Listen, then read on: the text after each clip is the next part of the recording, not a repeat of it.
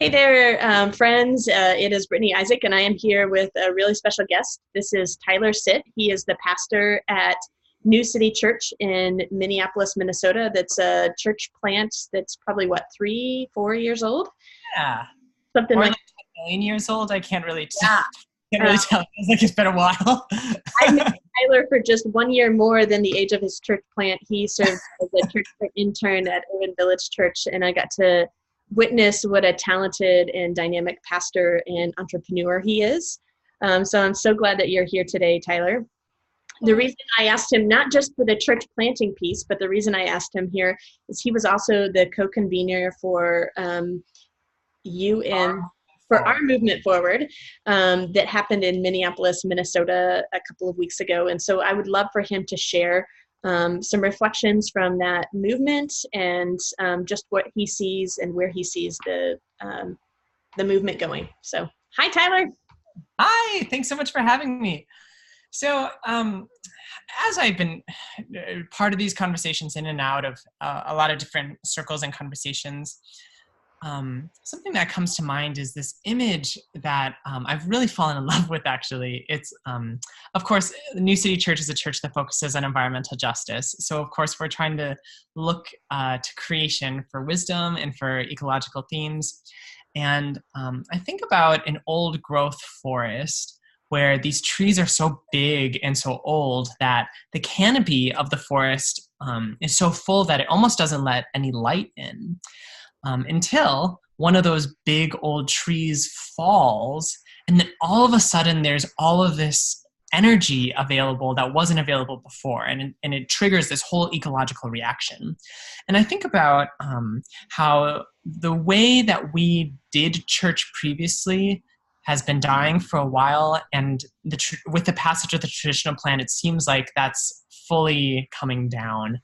An old way of church that predicated on a Christendom culture where it was the expectation that every American would go to church, an old model of church that was mostly imagined by white straight men who, like, I love white straight men, but like they took up a lot of the conversation for a really long time, right? And kind of this old mindset of if we build it, they will come. And I think that with the passage of the traditional plan is officially gone.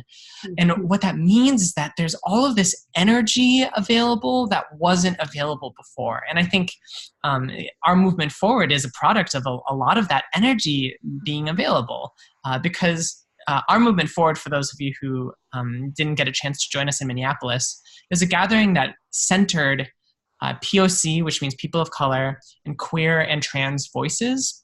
And there have been Methodists who have been trying to center POC, queer, and trans voices for decades.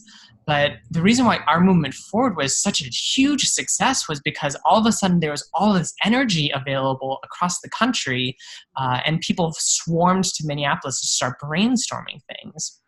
And what we see in an old growth forest when a tree falls is that a bunch of new plants start sprouting up right away.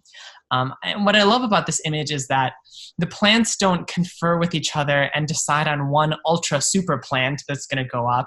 They all just kind of start innovating and living and creating and taking advantage of circumstances that weren't available even the day before. And I think that if we're going to move forward with any sense of innovation and integrity, we need to create a space where there can be a lot of different ideas, especially in this season that we're in right now, where a lot of different expressions can come forward, a lot of different conversations. And I don't think that those should necessarily be in competition with each other, but just rather see that we have a rare innovation moment when we can really try different things for the sake of doing really good ministry, not for the century that was passed behind us, but for the century that's ahead. That's lovely. So, and what do I say? And this is, but what do I say to all my churches that are saying, we need a plan, we need direction, we need leadership? What does that look like? You know, I'm always thinking this 5,000 view, district level, 5,000 foot view. What does that look like as we try to collaborate as a district or a conference or with other other former conferences. Yeah. Oh What do you think? yeah, totally. Well, first of all, blessings on your head. I'm not jealous of anyone who's in a cabinet right now, but that the type of leadership that we need right now is the leadership that can convene and Mm, bring the right voices to the table to ask the right conversations. And there are people in the system who are specifically able to convene people yeah. um, that otherwise we wouldn't. I also think that some of the leadership that we need is the ability to center marginalized voices. We've had such a tack on policy for diversity and equity for so long that it's really hard for us to imagine what it's like for marginalized people to set the agenda, to name priorities, and to name action steps and non-negotiables. I think that's really hard for folks. And the proclamation that came out of our movement forward was an attempt to articulate some of the non-negotiables of what it would mean going forward for marginalized identities. I think that that's what leadership looks like. And when people keep pressing for, okay, so what are the 10 action steps that you need? It shows a dependency mindset of people not trusting that the Spirit is Mm, thinking of them in their own context. And that in fact, the Spirit might be telling them something that no one else is hearing. And it's their responsibility to bring it to a discussion where people can really have this kind of a coming together of ideas and a coming together that again centers marginalized voices.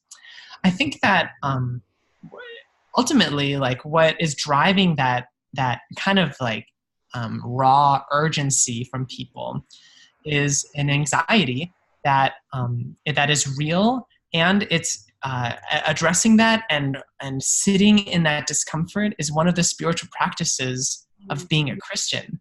yeah. Like, understanding ambiguity is part of the game. Like, the disciples had to live in a Holy Saturday ambiguity when they just didn't know what was going to happen. Like, that is part of our story, and that is part of who we are.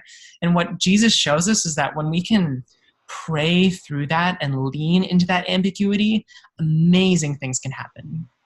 And it seems like we're, I'm thinking about Pentecost coming up. It seems like we're waiting for that Pentecost moment, really.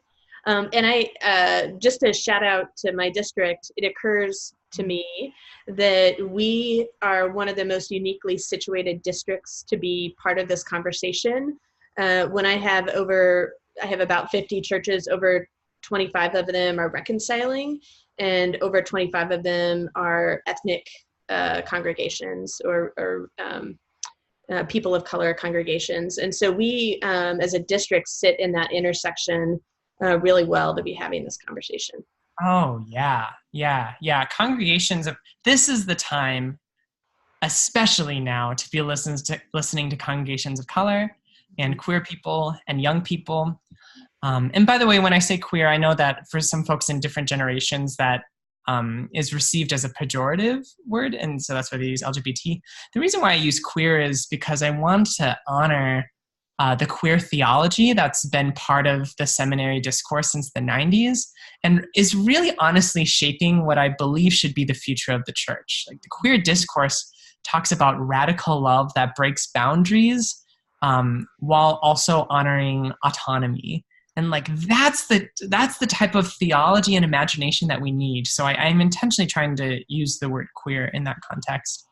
And yeah, I think that if all of the congregations can come together and believe that God is speaking a truth to them that's needed for the building of the future church, and also believe that they need to be convening and in conversation with each other and not just siloing off, I think that'll be a really important thing. With that said, and this is something that we're kind of meeting in Minnesota, engaging in Minnesota, like, bringing people together to talk to each other and to share ideas does not mean giving full permission for harmful ideologies and theologies to have equal weight to the opinions of marginalized people. Like, a marginalized person, especially in this context, a queer person or a person of color, is particularly affected by these proceedings, and anti-LGBTQ voices or racist ideologies should not be given equal weight in the debate of how we move forward, because the latter is only reinforcing systems of oppression that have brought us to this point in the first place. Yeah, that's wonderful. Very well said. I want to honor your time and the time of this video. Is there anything else that you want to say, Tyler? This has just been lovely. I think that church planters have a really valuable contribution to this, and the vision for being able to start communities that didn't exist before. On my Facebook page, Tyler Sitt, I try to post helpful articles and prompts and questions that get people going in a church planter kind of mindset. So I invite you to check that out. Wonderful. I'll be sure to tag you on this video on Facebook so that people can click right onto you. So awesome. Thanks so much. Thank you so much for your time, Tyler. This has been lovely. Blessings. Bye. Blessings.